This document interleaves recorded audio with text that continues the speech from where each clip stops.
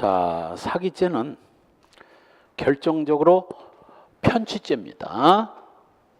자, 저 앞에서 책략절도와 사기는 어떻게 구별한다고 그랬어요?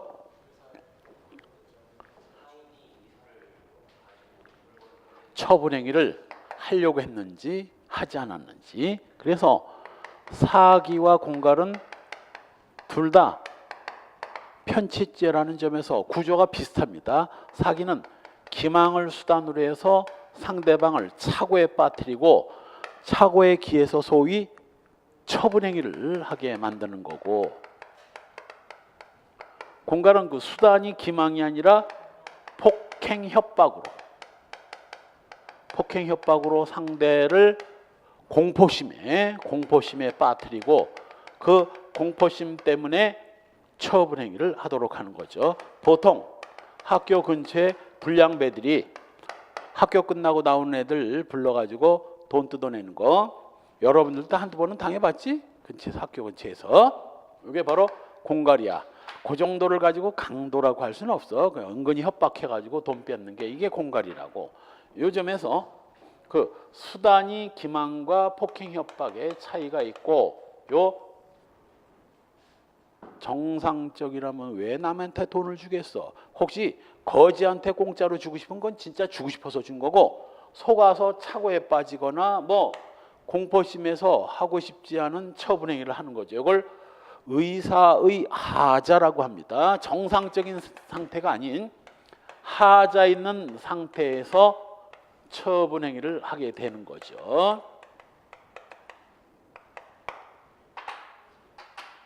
그리고 이 수단과 의사의 하자와 처분행위 사이에 2단의 인과관계가 있어야 됩니다. 인과관계가 끊어지면 미수가 되는 거야. 이거 인과관계가 있어야 됩니다. 인과관계가 끊어지면 미수가 되는 겁니다. 그래서 아주 기본적으로 편취죄의 공통적인 특징이 바로 뭐 하자 있는 의사에 기한 처분행위가 있어야 되고, 처분행위가 있으면 사기 공갈, 없으면 뭐 절도 강도가 되는 거지. 이렇게 사람을 기망해서 재물을 교부받거나 재산상 이익을 취득하거나 제3자로 하여금 취득하는 범죄로서 영득죄고 편취죄고 재물 또는 이익죄가 다 되는 거죠. 보호법익은 재산권이라는 입장과 거래의 진실성도 포함된다는 입장이 대립되어 있습니다. 보호법익은 침해범이고, 기망을 수단으로 하더라도 개인적 법익 중에서 재산권을 침해하지 않는 범죄나 국가적 법익, 사회적 법익에 대해서는 사기죄 같은 범죄는 안 됩니다. 다만 국가적 법익에 대한 사기죄는 안 돼도 국가가 가지고 있는 재물이나 이익을 기망수단을 통해서 취득하면 뭐 요거 사기죄 돼요. 국가적 법익에 대한 사기죄가 안 된다는 얘기지, 국가를 상대로 하는 사기죄가 불가능하다는 의미는 아닙니다. 바로 아래 판례가 주유소 운영자가 농어민들한테 공급되는 면세유를 일반인한테 팔아치우고 마치 농어민들한테 판 것처럼 해가지고 그 차액, 세액, 요 면세 액수 차액을 챙겨 먹은 것은 이건 정유회사에 대한 사기죄지 국가에 대한 사기죄는 아니라고. 정유회사가 있었기 때문에 정유회사에 대한 사기죄지, 만일 정유회사란 피해자가 없었다면 뭐 국가에 대한 사기죄도 성립될 수 있어요. 여기는 뭐 국가적 법익에 대한 사기죄가 안 된다고 그랬지. 이 국가에 대한 사기죄가 인정된 예가 뭐냐면, 이걸 부정한 방법으로 국유재산을 취득한 경우 사기죄 인정된 판례가 있어. 사기죄. 그래서 국가가 갖고 있는 국가적 법익에 대한 사기죄는 안 돼도 국가가 갖고 있는 재산에 대한 사기죄는 성립될 수 있어요. 사기죄, 사람을 기망해서 재물 교부를 받거나 재산상 이익을 취득하거나 제3자로 하여금 취득하게 하는 범죄입니다. 무엇보다 사람을 기망해야 되기 때문에 뭐 컴퓨터를 조작해서 재산상 이익을 취득하면 저 뒤에서 보게 될 컴퓨터 등 사용 사기죄는 될 수 있어도 절대 그냥 사기죄는 안 됩니다.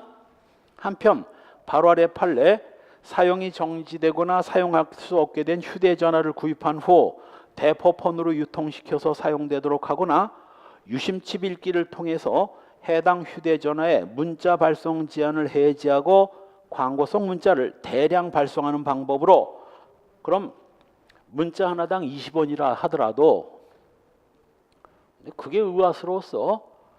100만 건을 보내려면 얼마인가? 문자 100만 건을 보내려면 하나당 20원만 해도 2천만 원이야. 1000만 건을 보내면 2억이야. 보통 한번 보냈다 하면 5, 600만이거든. 그럼 뭐 1억씩 날아가는데 쓸데없는 문자가 많이 오는데 얘들은 무슨 돈으로 이걸 보내나? 바로 뭐 이런 식으로 저지른 거야. 이런 식으로. 그래서 그러니까 대포폰이니까 돈도 안 내. 그냥 왕창 보내고 그냥 대포폰은 그냥 없애버리는 거지. 이것이 바로 뭐 세 번째 줄, 광고성 문자를 대량 발송하는 방법으로 이동통신 회사들로부터 이용대금 상당의 재산상 이익을 취득했다 할지라도 뭐 사람을 기망한 게 없으니까 유심칩 같은 이 기계를 조작한 거지 사람을 기망한 게 아니기 때문에 뭐 사기죄는 인정될 수 없다. 단 그 끝에다가 뭐 2011도 5299 옆에다가 뭐 컴사기죄는 컴퓨터 등 사용 사기죄는 가능합니다. 자, 그런데 최근에 이 갑이라는 놈이 여러 사람한테 문자를 보내가지고 뭐 이걸 클릭하면 행운의 뭐 복권을 드립니다 뭐 해가지고 사람을 클릭하게 만드는데 얘가 클릭하면 뭐 자동으로 뭐 5,000원 결제하게 만든 거야. 사기죄 된다 안 된다? 사기죄 안 될 것 같다?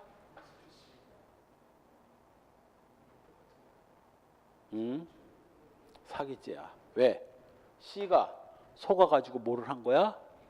클릭을 한 거거든. 기망을 해서 클릭이란 처분행위를 한 거야.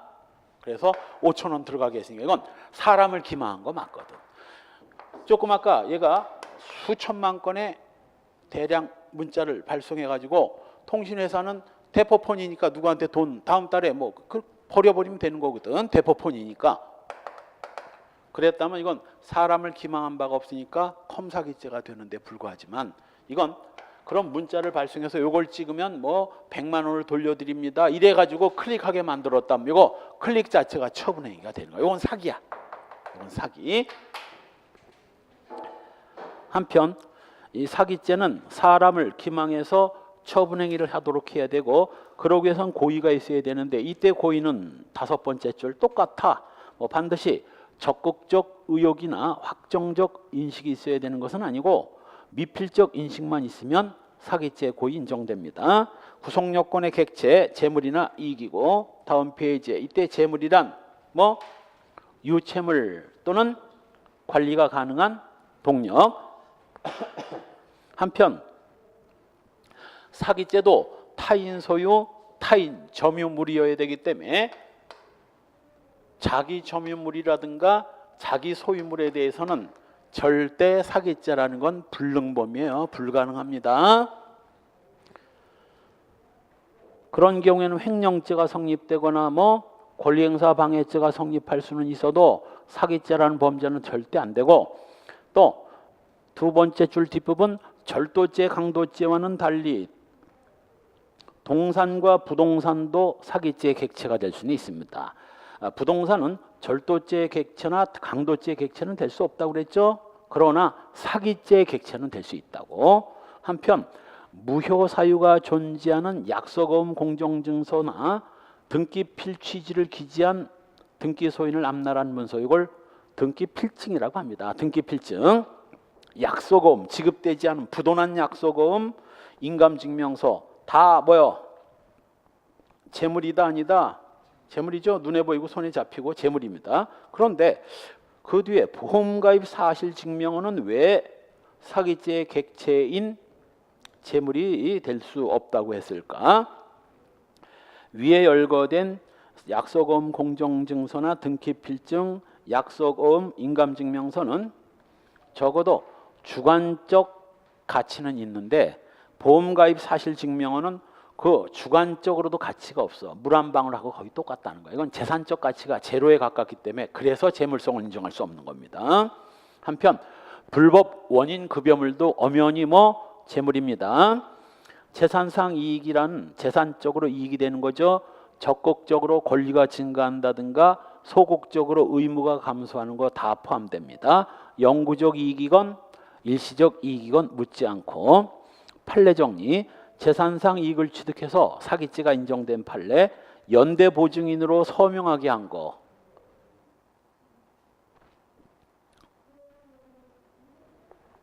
은행에서 돈을 빌려야 되는데 보증인 없이는 안 빌려준다는 거야. 연대 보증인을 세워야 된다는데 사람을 속여가지고 야 이거 헬스클럽 가입 원서니까 서명해 자식아. 그래가지고 서명했는데 그게 연대 보증인 서명인 거죠. 요거 사기죄 된다 안 된다? 돼. 뭐 연대 보증인으로 서명한다고 해서 얘 돈이 직접 빠져나가는 건 아니지만 돈 못 갚으면 얘가 책임져야 되는 거거든. 그래서 내가 가끔 농담처럼 얘기합니다. 누가 와서 연대 보증 서달라고 하면 보는 앞에서 인감증명, 인감도장 꺼내가지고 망치로 깨부숴버려. 보는 앞에서 못 찍어준다고. 말이 있어. 보증 서는 자식은 낳지도 말라는 말이 있어. 여러 사람 봤습니다. 보증 섰다가 길거리에 나앉는 인간들 여러 봤어요. 우리 집사람이 다니는 교회 집사님은 내가 구조해 줬어. 집 길거리에 나앉을 뻔한 거. 따라서 보증도 무형의 이익입니다. 보증 없이는 대출을 못 받으니까. 보증, 기망을 해서 보증인을 세우는 거 재산상 이익 취득한 거고, 이 종전 채무의 변제기를 늦출 목적으로 어음을 발행 교부한 거, 변제기를 늦춰주는 것도 뭐 이익이에요. 왜? 올 말까지 갚아야 될 걸 10년 후에 갚아도 좋다. 이거 뭐 이익입니다. 10년 동안 이자 다 내고 하지만 빨리 갚으라는 것과 천천히 갚아도 된다는 것도 이것도 재산적으로 엄청난 차이가 있는 겁니다. 그리고 우리나라 기업들 뭐 은행에서 대출금 다 회수해 버리면 그냥 빵원, 재산 갖고 있는 재산 갖고 빚 다 갚으면 빵원이 되는 회사 수두룩해. 그런 회사에 은행이 돈 갚으라고 하면 뭐 다 망하는 거지. 다 망하는 거지. 그래서 변제기를 늦추는 것도 재산상 이익입니다. 그 다음 약속어음 발행인이 허위의 분실 사유를 들어 공시최고 신청을 하고 법원으로부터 재권 판결을 받은 경우, 이거 사기죄 인정된 판례인데 사실은 옛날엔 그래가지고 내가 허위의 분실 신고로 재권 판결을 받는 건 다 사기다. 그리고 넘어갔어. 그런데 재권 판결이 사기가 아닌 판례가 2개가 나와. 2개. 그러니 그냥 재권 판결은 사기다. 이렇게 필살기를 설명하는 것도 이제는 불가능해졌거든. 그러니까 설명을 또 다 할 밖에 여기서 유가증권의 성질이 나오게 됩니다. 일반적으로 A가 B한테 1억을 빌려주고 B가 A한테 차용증을 써주는데 이때 B가 빌려간 돈 1억을 A한테 갚으면 차용증 어떻게 돼? 무효됩니다. 이건 무효야. 그런데 A가 B한테 1억을 빌려주고 B가 A한테 차용증이 아니라 만일 1억짜리 약속어음을 써줬다면, 약속어음을 교부했다면 그때는 아무리 B가 1억을 A한테 반환하더라도 이 약속어음은 뭐 무효 안 됩니다. 바로 이 돈을 주고받는 걸 이걸 원인행위, 어음을 발행하게 된 원인이라고 해서 이걸 원인행위라고 하고, 1억을 A가 빌려줬으니까 B가 영수증 대신에 약속어음을 써준 거 아니냐고, 이걸 어음행위, 수표라면 수표행위, 어음수표를 다 합쳐서 유가증권행위라고 부르는데, 유가증권행위라고 부르는데 조금 아까 차용증과는 달리 아무리 B가 A한테 1억을 다 갚아서 원인행위가 다 소멸됐다 하더라도 뭐 유가증권은 무효 안 됩니다. 왜냐하면 만일 원인행위가 소멸됐다고 해서 어음 자체가 무효가 된다면 여러분이 어느 회사에다가 물품을 납품하고 1억짜리 어음을 회사에서 주면 안심이 된다, 불안하다? 불안하지. 개뿔이나 그 원인이 소멸돼 가지고 약속어음이 껌딱지가 돼버린 수가 있는데 그 불안해서 받겠느냐고. 못 받지. 난 약속어음 싫어요. 누구나 약속어음 안 받으려고 할 겁니다. 왜? 원인관계가 소멸되면 약속어음이 무효인데 그까지 무효가 될 약속어음 받아가지고 뭐 손가락 빨려고? 그래서 이 유가증권의 유통성을 확보하기 위해서는 유가증권에 쓰여져 있는 그 기재사항 그 자체에 하자가 없는 이상 원인행위의 소멸과 상관없이 유가증권은 그대로 유효합니다. 이젠 뭐 납품을 하고 1억짜리 이상이 없는 어음을 주면 뭐 약간 불안하긴 하지만 그래도 뭐 안심이 된다 안 된다? 된다. 원인행위가 소멸돼도 유가증권은 살아있으니까 돈 받을 수 있으니까. 그래서 이걸 원인행위와 유가증권 행위의 뭐 무인성이라고 표현합니다. 무인성. 아무런 영향을 미치지 않는다는 무인성. 없을 무자에다가 원인인자를 써서 원인행위와 유가증권 행위는 쉬운 말로 별개란 뜻이야. 조금 아까 차용증은 원인행위가 사라지면 차용증도 나가리가 되지만 어음은 원인행위가 소멸되더라도 그대로 살아있다고. 그런데 이 A가 받은 약속어음 1억짜리를 이걸 갑이란 놈이 훔쳐갔다고 합시다. 이때 바로 뭐 유가증권의 무인성, 훔쳐갔건 뭐를 했건 이 갑이 갖고 있는 어음 그 자체에 이상이 없는 이상 어음은 유효하다고 하면 이 도둑놈 갑이 갖고 있는 이 어음도 유효한 거 아니냐고. 그럼 도둑놈이 또 신나게 되겠지. 아니, 유통성을 확보하기 위해서 정당한 권리자한테 권리를 인정하는 건 상관없지만 도둑놈 권리까지 인정하면 그건 아니잖아.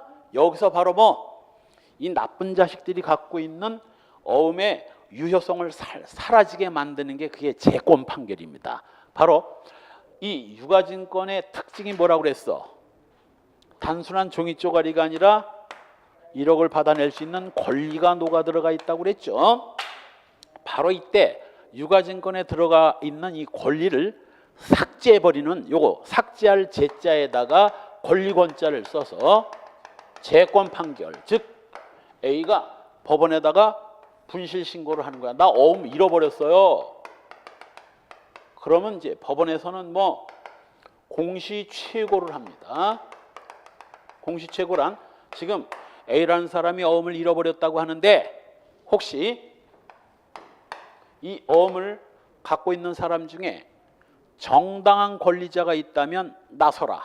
나와서 자신의 권리를 주장하라. 이번 달 말까지 아무도 권리를 주장하지 않으면 이건 누군가 훔쳐간 걸로 간주해서 어음상의 권리를 소멸시켜버릴 테니까 그리 알아라. 만일 갑이 정당한 권리를 가지고 납품을 하고 A로부터 넘겨받은 어음이라면 뭐라고 하겠어? 나와 안 나와? 나오지. 나 이거 납품하고 받은 건데요. 이게 무슨 미친 소리입니까? 나 1억 받을 권리 있거든요. 하고 법원에 항의를 할 겁니다. 도둑놈 갑이라면 나와 안 나와? 법정에 나왔다 훔쳐갔다고 깜빵 가려고 곧바로 못 나올 겁니다. 그러면 이제 공시최고 기간이 지나면 3월 31일부로 뭐 이 B가 발행한 어음상 권리는 없어진다. 그리고 재권 판결을 때리는 거예요. 그럼으로써 어음을 도둑맞은 A가 뭐 어음상 권리가 사라졌으니 갑이 갖고 있는 어음은 나가리 된 거고 A는 B를 상대로 뭐 그 어음 나가리 됐으니까 1억을 내놓으라고 이제 할 수가 있게 되지. 그런데 바로 이때 이 인간이 갑한테 소위 음주운전을 하다가 갑을 툭 건드렸는데 갑이 음주운전으로 깜빵에 집어쳐넣기 전에 합의금을 가져와라. 얼마면 되겠느냐? 1억이다 1억. 아니 무슨 팔 조금 친 걸 갖고 1억이냐? 그럼 너 깜빵 한번 가봐. 애는야 그 전에도 뭐 찝찝한 게 있어가지고 지금 깜빵 가면 완전 인생 엿되는 거거든. 그래서 할 수 없이 B한테 받은 어음을 갑한테 건네주지. 사실 이게 뭐야? 공갈이지. 팔 좀 부딪혔다고 1억을 받아내는 게 이게 협박 공갈 아닙니까? 그래서 공갈로 편취를 당해요. 그래놓고 집에 와서 곰곰이 생각해 보니까 뭐 열받거든. 이 새끼 뭐 나 술 좀 먹었다고 팔 좀 부딪혔다고 1억을 요구해. 이런 쓰레기가 있나? 좋아. 그렇다면 나도 방법이 있지. 그래서 뭐 공갈로 편취당한 걸 잃어버렸다고 분실 신고를 하고 공시최고 절차를 거친 다음 재권 판결을 해버립니다. 그러니 갑이 받아간 그 어음은 뭐 완전 꽝 된 거지. 그 대신 A는 뭐 날려버릴 뻔했던 1억을 챙길 수 있게 되는 겁니다. 어음금은 얘가 받을 수 있어. 이 어음상의 권리는 사라졌으니까. 그래서 날릴 뻔한 1억을 챙기는 거. 요게 바로 뭐 이게 사기야. 이게 사기야. 왜? 재권 판결을 아무나 하는 거, 아무 때나 하는 거 아니야. 반드시 뭐 분실을 했을 때 하는 거지. 지가 건네줘 놓고 분실했다고 뻥친 거. 요게 바로 뭐 거짓, 기망을 해가지고 뭐 재권 판결을 받는 이익을 취득한 겁니다. 이렇게 복잡해. 그래서 이걸 다 설명하려면 너무 난해하니까 그냥 허위로 수표나 어음 분실 신고해가지고 재권 판결 받는 건 다 사기죄로 처리하면 된다 그랬었는데 지금 이 책엔 잘 안 보여. 아무리 찾아봐도. 그래서 거기 3번 앞에다가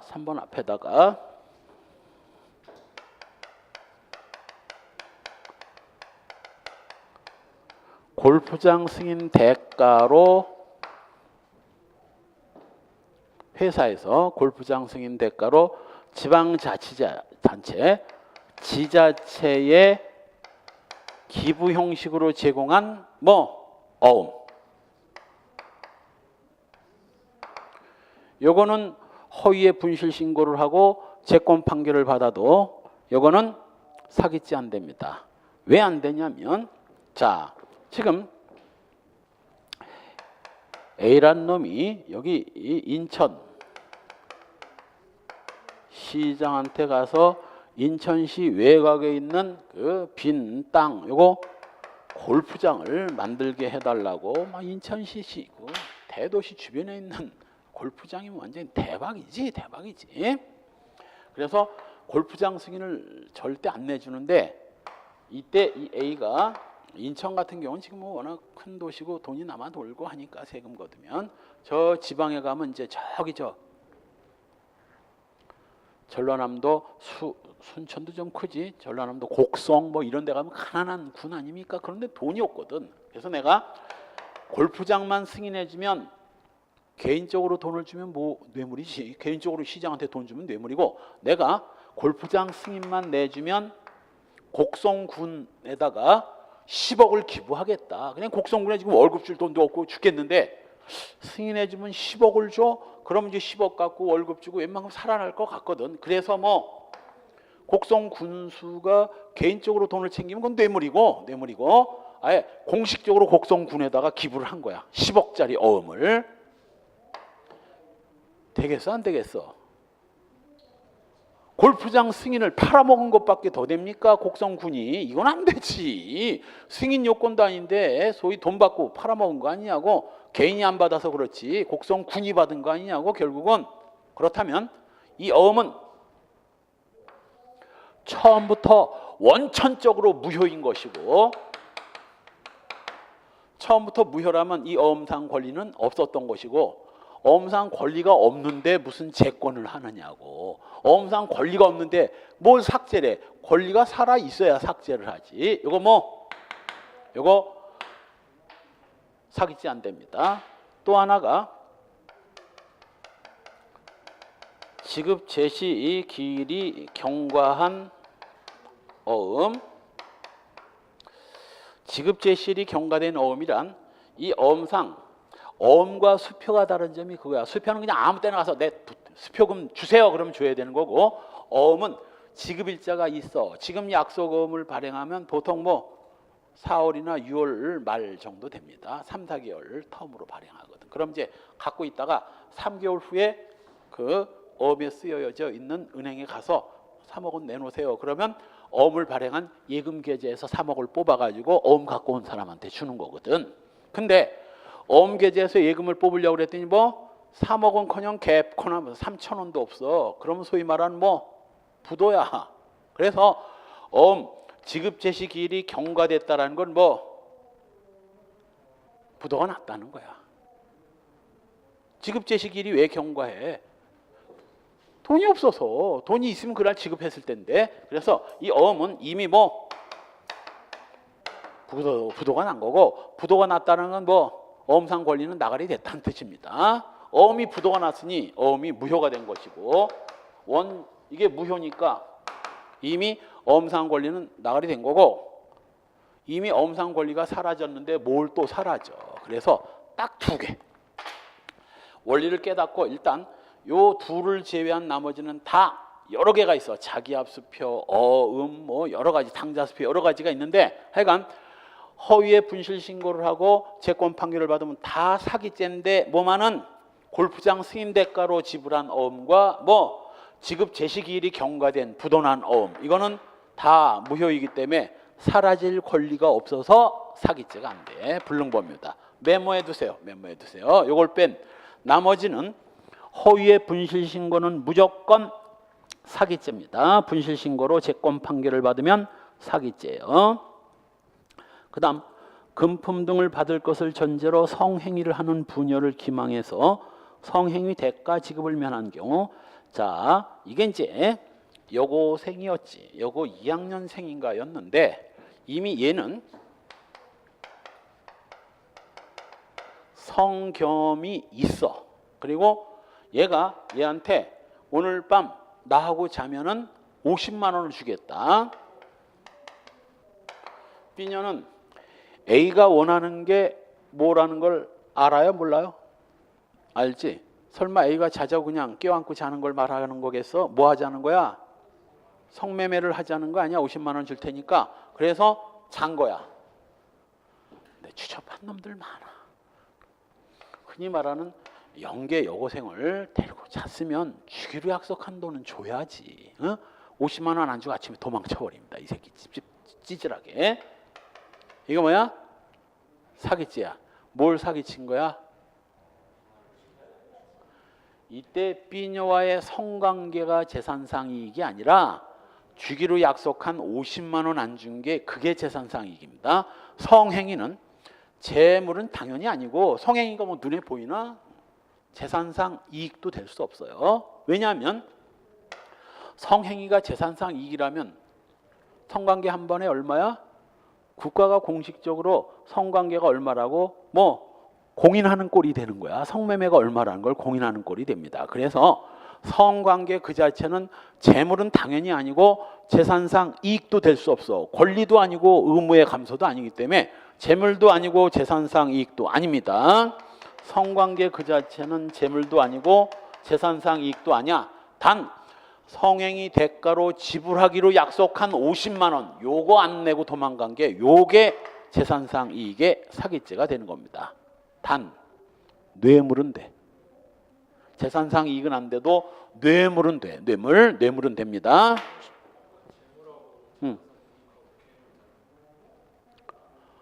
재물과 재산상의 이익을 모르면 어떻게 재산 범죄를 풀어가는 두 가지 필살기가 재물이냐 재산상 이익이냐.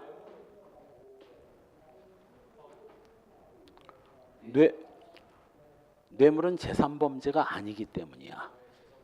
그럼 공무원의 뇌물죄는 국가적 법익에 관한 죄고 재산상 범죄가 아니기 때문에 재산적으로 이익이 아니라도 뇌물이 될 수는 있는 거거든. 그래서 성상납은 뇌물은 될 수 있어도 만일 얘가 B녀를 속여가지고 너 섹스가 뭔지 모르지? 완전히 마약보다 더해. 너 오늘 밤 아예 내가 죽여줄 수 있어. 정말이야. 나중에 너 나보고 해달라고 애원하지 마. 내가 여자라면 밤에 뻐기 가게 해주니까. 그래가지고 성관계 맺고 개뿔이나 뭐야. 뻐기 가긴 짜증만 나고 한심하게 하룻밤을 보냈습니다. 사기죄 돼 안 돼? 안 돼. 그래서 이와 비슷한 사례가 A가 B녀가 사롱에서 나체쇼, 그러니까 술집에서 소위 홀딱쇼를 해. A가 그걸 보고 B녀한테 갑니다. 내가 어디 신문 기자 어디 신문 기자인데 당신 조금 아까 완전히 뻘거벗고 난리가 아니더만. 신문 기자가 왜 그러세요? 아니 대한민국에서 버젓이 이런 홀딱쇼를 한다는 게 말이 돼? 당신 이름 뭐야? 내일 내가 이거 신문 기사화 할 거야. 세상에 이제 대한민국 큰일이구만. 여자가 빨가벗고 춤추고 그래도 아무렇지도 않고 내가 이거 반드시 문제 삼을 것이야. 그랬더니 삐녀가 왜 이러세요? 제발 그러지 마세요. 신문에 나오면 이제 고향 사람들 얼굴 다 알려지고 쪽팔리고 홀딱쇼를 못하는 건 둘째치고 고향 사람들한테 자기 얼굴 다 알리고 개쪽 다 팔릴 것 같으니까 왜 이러세요? 제발 이러지 마세요. 어떻게 하면 안 하시겠어요? 그랬더니 애가 오늘 밤 나하고 모텔 가서 나한테 어떻게 하는가를 보고 일어나서 결정할게. 밤새도록 나를 뻐기 가게 해주면 내가 내일 기사화하겠다는 거 안 할 수도 있어. 그래가지고 밤새도록 봉사를 하고 아무 일이 없었던 것처럼 된 겁니다. 신문 기자도 뻥이야. 이 자식 기자도 아니야. 자, 공갈죄나 사기죄 성립될 수 있다 없다? 안 된다. 재산상 이익을 취득한 게요. 재물도 아니고 재산상 이익도 아니고 이 공갈죄 안 돼. 이 판례 있어. 안 돼. 무죄. 혹시 경찰을 사칭했다면 혹시 공무원 자격 사칭죄라도 되지만 신문 기자를 사칭한 건 이건 공무원 자격 사칭죄도 안 돼. 무죄야 무죄. 그냥 여자 하나 따먹은 거지.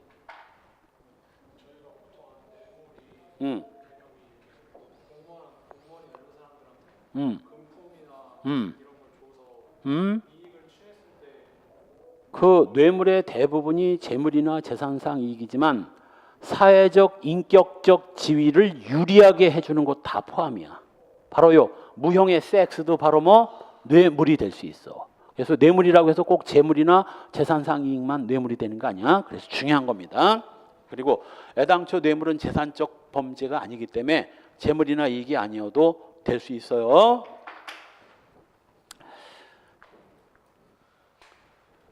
따라서 금품을 받을 것을 전제로 요것 때문에 사기죄가 된 거지 그냥 성행위를 하는 부녀를 기망해서 성관계를 맺었다면 이건 사기죄 안 돼.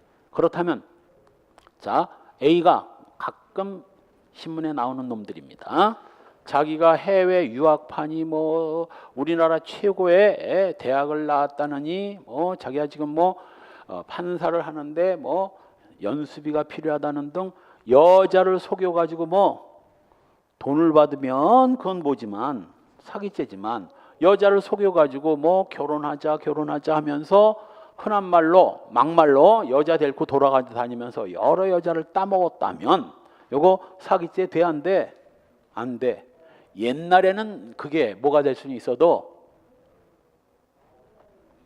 혼인하자고 속여가지고 따먹는 범죄가 있었어. 혼인 빙자 간음죄라는 범죄가 있었는데 이것도 헌법재판소가 위헌결정 때려버리는 바람에 사라졌어요. 지금은 무죄야. 죄 안 돼. 능력 있으면 자기야 판사니 뭐니 속여가지고 여자애들 막 따먹어도 괜찮아. 단 형법상으로 죄가 안 된다고 한 것이지 민사상 불법행위로 인한 손해배상 책임은 면할 수 없습니다. 왜? 여자 속여가지고 따먹었으니 그 여자는 얼마나 정신적으로 충격이겠어? 판사도 아닌 놈이 판사로 뻥쳐가지고 판사 아니라고 했으면 찌질해가지고 모텔도 안 갔을 것인데 판사라는 말에 가서 성관계를 맺었는데 이건 결혼할 생각도 없고 그냥 따먹으려고 속였으니 얼마나 여자는 열받겠어. 이거는 옛날 같았으면 혼빈간도 되고 손해배상도 받아낼 수 있지만 지금은 혼빈간은 안 되고 손해배상 청구는 할 수 있어. 돈 물어내라고 할 수 있습니다. 그 다음 토지 거래 허가를 받지 않아서 유동적 무효 상태에서 기망으로 근저당권을 설정케 한 경우 근저당권을 설정하는 것도 세상에 여러분이 갖고 있는 10억대 땅이 있는데 어떤 놈이 와가지고 여러분을 속여가지고 그걸 은행에 담보로 놓고 근저당권을 설정했다면 위험하지. 그놈이 돈 못 갚으면 그 땅 10억짜리 땅이 날아갈 수도 있는데 이건 마치 위에서 본 연대보증을 서게 한 것과 똑같아. 더한 거지 사실은 재산이 날아가니까. 사기예요 이것도. 또 기망으로 채권자가 채무를 확정적으로 소멸 내지는 면제시키는 특약 등의 처분 행위를 한 거. 이것도 바로 뭐 채무가 소멸되는 것도 뭐 의무가 사라지기 때문에 이것도 재산상 이익이고 속여가지고 채무를 면제시켰다면 이거 뭐 사기죄 됩니다.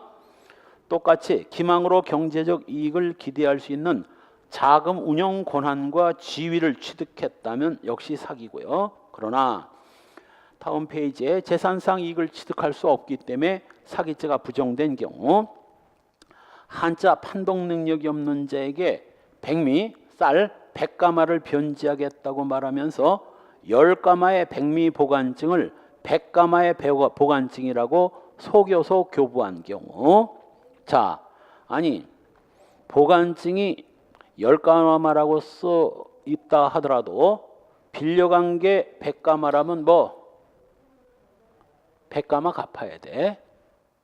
이 보관증은 증거일 뿐입니다. 보관증이 10개에 10가마라고 돼 있다 할지라도 다른 증거 돼가지고 사실은 저 인간이 빌려간 게 100가마였습니다. 요거 증거 확보해가지고 100가마 받아낼 수 있는 거거든. 소위 말하는 뭐 채무불이행에 불과한 거야. 채무불이행에 불과한 겁니다. 그 다음 2번 치료비 채무 이행을 모면하기 위해서 거짓말을 하고 처와 함께 병원비 낼 돈이 없어가지고 병원 치료가 끝난 뒤 도망간 사건입니다. 이것도 유명한 사건이에요. 시험에 나왔어요. 승경시험에도. 사기죄 안 돼. 왜? 아니 수술비가 막 1000만 원가량인데 수술비도 안 내고 도망쳤는데 이거 사기죄가 안 된다? 왜 안 되는 거지? 응? 병원 측에서 속아가지고 치료비 수술비 1000만 원 안 내도 된다는 뭐 처분행위가 있었다 없었다? 없었다. 그냥 도망간 거지. 병원을 속여가지고 치료비 채무를 면제받은 게 아니거든. 아니, 집으로 간다고 병원 수술비 안 내도 되나? 이건 채무불이행이야. 그래서 첫 시간 내 강의를 꼭 들어야 나하고 대화가 된다는 게 바로요. 채무불이행이 뭔지를 내가 첫 시간에 설명을 했잖아. 채무불이행이야. 이게 바로. 3번도 마찬가지예요. 위조된 약속어음을 물품 대금 채무 변제를 위해서 채권자에게 교부돼서 어음이 부도 결제난 경우 이거 뭐 얼핏 보면 이거 사기 같아. 자, 알다시피 A가 갑한테 1억 원을 납품을 했고 뭐 2월 28일까지 납품대금 1억 원을 주기로 철석같이 약속을 했는데 2월 28일은커녕 지금 3월 10일이 돼도 돈을 줄 생각을 안 하니까 이제 독촉을 하다가 흔한 말로 뭐 애가 빡칩니다. 빡침 뭐 막 나가는 거지. 지금 직원들 월급 줄 돈도 없어가지고 미치겠는데 신발놈 뭐 욕 막 나가는 거지. 신발놈 지금 문제냐? 지금 3월이 다 가고 있다. 너 뭐 하는 거냐? 지금 사기꾼 새끼야. 빨리 갚어. 쌍놈의 새끼야. 그러니까 갑이 위조어음을 교부해 준 거야. 1억짜리 위조어음을 주면서 아 미친 새끼 같으니 이거 가지고 이 새끼야 좀 떨어져. 자, 사기죄 돼 안 돼? 혹시 어음을 위조했다면 유가증권 위조죄는 성립할 수 있어도 사기죄는 안 돼. 왜? 위조어음 주면 얘는 얘한테 줘야 할 1억 안 줘도 되나? 어음이 부도났는데 어음 부도나면 A가 이번엔 더 하네. 갑한테 가서 이 개새끼야. 야 위조된 어음을 줘. 이 새끼야 사람 뭘로 보는 거야. 너 뒤져. 그리고 난동을 부려. 위조된 어음 줬다고 해서 갑이 A한테 갚아야 할 1억을 안 갚아도 되는 거 아니거든. 너 어음 부도났어. 빨리 1억 안 내놓으면 넌 뒤져. 라고 계속 갑은 A한테 갚아야 할 채무가 남아있는 거거든. 사라진 게 아니거든. 그래서 위조된 어음을 바로 여기처럼 채무 변제용으로 지급한 것은 어음이 위조됐기 때문에 변제가 안 됐고 변제가 안 됐으면 1억을 갚아야 되는 거야. 그런데 위조어음을 준 게 사기죄가 되는 게 있어. 어떤 경우냐면 갑이 A한테 가가지고 야 돈 좀 1억 빌려주라. 그랬더니 A가 미친 새끼, 미친 소리 하고 있어. 너 같은 새끼를 내가 1원도 아니고 1억을 빌려줘. 100만 원도 안 된다 이 자식아. 뭐 완전 거지 같은 새끼가 어디서 담보도 없는 주제. 너 담보 있어? 집 있어? 아무것도 없지. 그랬더니 갑이 아이고 자식 까칠하긴. 야 삼성 1억 5천짜리 삼성이 발행한 어음을 위조해가지고 뭐 여기 있어 임마. 내가 이 약속어음 1억 5천 지급기일이 6월 30일이라서 그때까지 갖고 있으면 1억 5천 들어와. 삼성 6월까지 부도날 염려 없지. 삼성은 부도날 염려가 없으니까 거의 뭐 현찰 마찬가지지. 내가 그 대신 이제 지금 6월 30일 어음을 지금 팔려면 뭐 여러분 같으면 1억 5천에 저거 사나? 개코나 무슨 이자가 붙는 것도 아니고. 부도나면 삼성이 부도날 염려는 없지만 부도나면 꽝인걸. 저걸 1억 5천을 다 주고 살 사람은 없어. 그 대신 삼성은 부도날 가망성이 거의 없으니까 뭐 3개월치의 이자와 뭐 약간의 부도 위험성, 위험 감수 비용을 공제하고 1억 3천이나 1억 2천이면 살 의향 있나? 난 사. 사. 왜? 그까짓 거 은행에서 돈 빌려가지고 1억 2천에 샀다가 3개월만 참으면 1억 5천, 3천만 원이 들어오는데 그걸 안 살 사람이 어디 있어? 이걸 할인이라고 하는 거야. 옛날 일본 말로 와리깡. 지급기일이 되기 전에 돈이 급하니까 어음을 좀 싸게 팔아 처분하는 걸 할인이라고 하는 거야. 할인. 그래서 갑이 A한테 이거 와리깡 하면 나 1억 2천밖에 못 받고 3천만 원이 날라가. 그러니까 이걸 내가 너한테 맡기고 1억만 빌려줘. 그리고 나중에 6월 30일이 되면 이거 찾아다가 네 돈 1억 갚고 나도 5천만 원 또 받을 수 있으니까. 그래가지고 A가 삼성 어음을 믿고서 1억을 빌려줬는데 3개월이 지나 6월 30일이 돼도 이 자식이 나타나진 않고 열받아가지고 약속어음을 들고 직접 자기가 받아내려고 갔더니 뭐 위조래. 위조. 사기죄 된다 안 된다? 이건 돼. 왜? 이 어음이 아니었으면 1억은 절대 안 빌렸을 거니까. 위조된 걸 알았다면 절대 안 빌려줄 돈을 이것 때문에 빌려준 거니까 이거는 사기가 되지만 기존 채무 변제용으로 위조된 어음을 지급한 건 이건 사기 안 돼요. 그 다음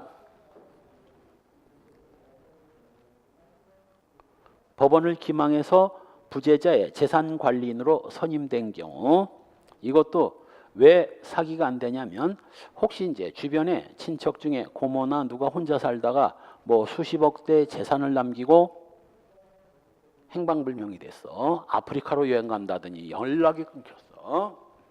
근데 고모가 남한테 빌려준 돈도 있을 거고 매달 이자도 받고 또 돈 안 갚는 인간들은 또 뭐야? 독촉을 해야 되거든. 알다시피 형사에도 공소시효와 형해시효가 있듯이 민사에도 소멸시효라는 게 있어. 일정한 기간 동안 돈 갚으라 말 안 하면 그거 돈 받을 권리 사라지거든. 그게 억대의 돈이면 뭐 그거 날라가면 몇 억을 날리는 거거든. 바로 그 돈 갚아야 할 사람한테 돈 갚으라고 독촉도 하고 소멸시효도 차단하고 그래야 몇 억을 안 날리거든.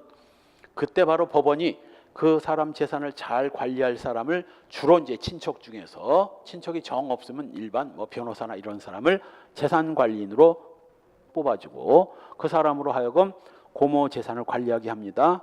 공짜가 어디 있어? 그 대신 매달 재산 관리했다고 수고비를 뭐 100만 원, 200만 원씩 줘요. 그래도 몇 억 날리는 것보다 낫지. 그때 얘가 100만 원, 200만 원을 받는 것은 공짜로 사기쳐서 받는 게 아니라 자기 할 일 다 하고 뭐 할 일을 한 대가로 받는 거야. 이건 기망 아닙니다. 그래서 설사 기망수단을 동원해서 부재자 재산관리인으로 선임됐다 하더라도 재산관리인 선임 그 자체로 돈이 나오는 게 아니라 재산관리를 한 일의 대가로 받는 거지 공짜로 받는 거 아니거든. 사기죄가 안 되는 이유입니다. 또 5번 이건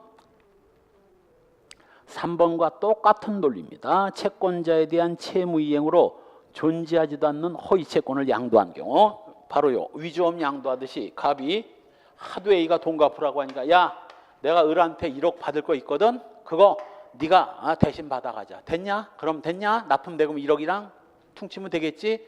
그래서 A가 간 말만 믿고 을한테 가서 돈 내놓으라고 그랬더니 을이 뭐 이것들이 무슨 자다가 봉창 갑이 어떤 놈이야? 아니 갑이 당신한테 돈 받을 게 있다던데 그거 나보고 받아가지라고 그랬어. 미친 새끼들 같으니라고. 가보라고 그래. 패 죽인다고. 어떤 새끼가 감히 나한테 1억을 받을 돈이 있다고 그래. 뻥까 친 거야. 얘가 하도 독촉을 하니까 똑같아. 위조원 발행한 거나 뭐 받아낼 돈도 없는데 네 대신 받아가자가 가로한 거니 이거 위조원 발행한 거나 똑같지. 사기치 안 돼요. 허위 채권을 양도했다고 해서 갑이 A한테 갚아야 할 돈 1억을 없어지는 건 아니니까 사기치 안 되는 겁니다. 행위 기망으로 재물이나 재산상 이익을 취득하는 것이고 기망이란 사람을 속이는 거고 신의 성실을 저버리는 모든 행위입니다. 두 번째 줄 중간 반드시 법률 행위의 중요 부분에 관한 허위 표심을 요하지 않습니다. 상대방을 착오에 빠지게 하는 모든 행위가 기망에 해당될 수 있고 그 대신 기억, 기망의 대상은 사실에 국한됩니다. 한편 니은 상대방, 광고 사기처럼 불특정인도 기망의 상대방이 될 수 있습니다. 한편 유아나 심신상실자는 뭐 처분행위 자체를 할 수가 없어. 젖 먹는 아이가 뭔 처분행위 돼? 개불 아무것도 모르는데 이건 절도가 될 뿐입니다. 아까 얘기한 대로 뭐 한두 살짜리 아이의 금반지를 문방구에서 산 반지하고 바꾸자고 하고 빼갔다면 이건 절도이지 사기가 아니야. 그 다음 이때 세 번째 줄 아주 중요합니다. 기망의 상대방과 재산상 피해자는 반드시 동일인임을 요하지 않습니다. 이게 바로 소송 사기가 그래요. A가 B를 상대로 법원에다 소송을 걸면 가짜 영수증 막 제출해가지고 소송을 걸면 법원 입장에선 그게 가짜라는 걸 잘 모르니까 되도 않는 1억 원 지급 청구 소송을 걸었을 때 법원이 A가 제출한 그 가짜 서류에 속아가지고 B는 A에게 1억을 지급하라 하는 A 승소 판결을 때리면 이 법원이 한 잘못된 재판 때문에 B 재산 1억이 날라가게 생기지 않았느냐고 멍청하게 속은 건 누구야? 법원이 속았지. 기망을 당한 피기망자, 기망을 당한 자가 법원이고 처분행위도 법원이 한 겁니다. 1억을 주라고 피기망자도 법원이고 처분행위를 한 사람도 법원이지만 그로 인해서 재산 1억을 날리는 피해자는 누가 되는 거예요? B가 피해자가 되는 거지. 보통 A가 B를 기망해서 B로 하여금 처분행위를 하고 B가 재산상 피해를 보는 게 보통인데 소송 사기처럼 피기망자 처분행위자와 이 피해자가 달라져 버리는 경우가 있을 수 있고 요걸 소위 말하는 삼각사기라고 부르는 거예요. 요걸 삼각사기라고 부릅니다.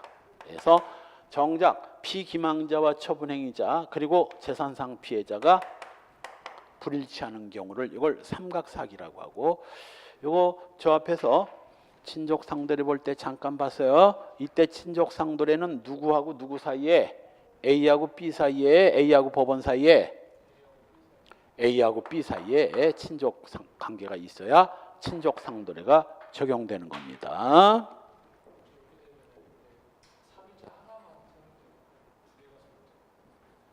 하나는 뭔데? 아니 그냥 A는 B에 대한 사기죄만 성립되고 법원이 무슨 피해를 입었나?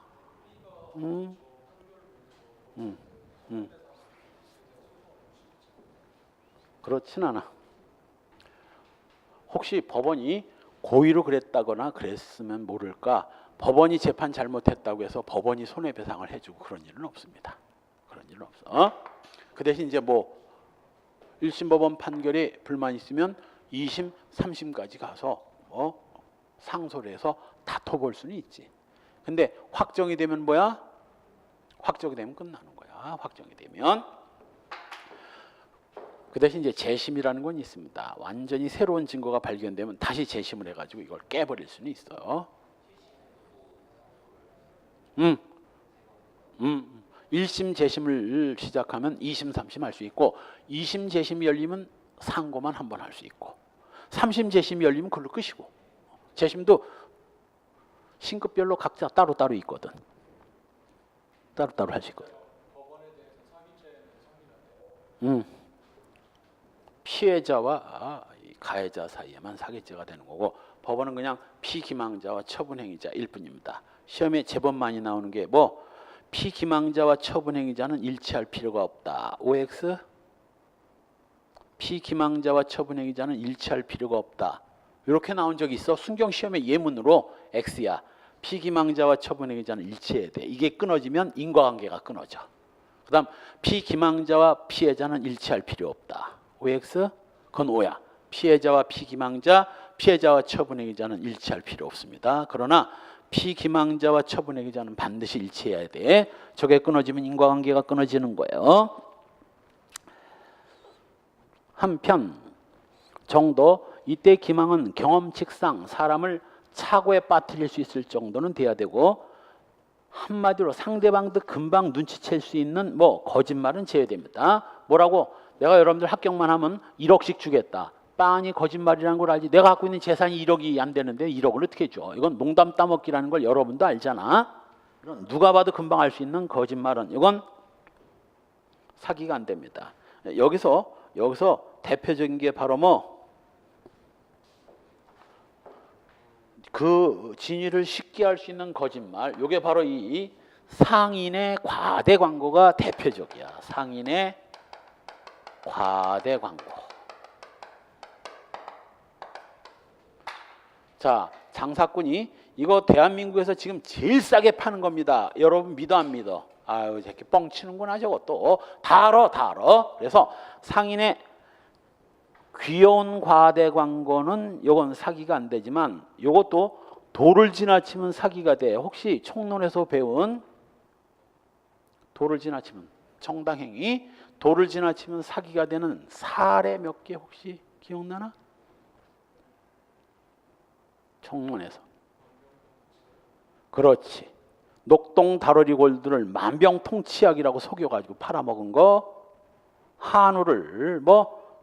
한우라고 속여가지고 수입 쇠고기 팔아먹은 거, 산삼이라고 속여가지고 인삼 쪼가리 팔아먹은 거, 이런 것들이 전부 다 뭐 아무리 상인이 뻥카를 친 거지만 도를 지나친 거지. 인삼하고 산삼을 어딜 비교를 해? 인삼과 산삼을. 산삼은 한 뿌리에 몇 천만 원씩 하는 건데, 천만 원씩 하는 건데 인삼 몇 천 원짜리하고 비교가 돼. 10,000배 차이가 나는데 그 정도 뻥은 뭐 이건 사기야. 도를 너무 지나쳤지. 한편 다음 페이지의 판례 정리. 기망행위가 인정된 경우와 부정된 경우들. 자, 10분 쉬었다 갑시다 또.